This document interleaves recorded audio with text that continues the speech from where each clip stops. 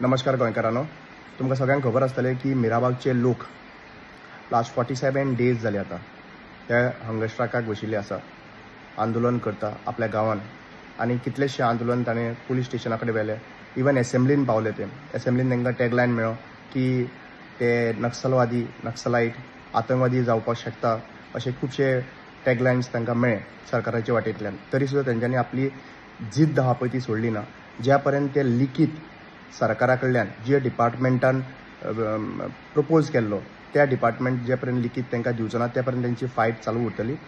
आनी आज तेंच्यांनी अपील केल्लें आसात की ते सोमारा 30 तारखेक 9:30 वरांचेर आझाद मैदानाचेर येतले.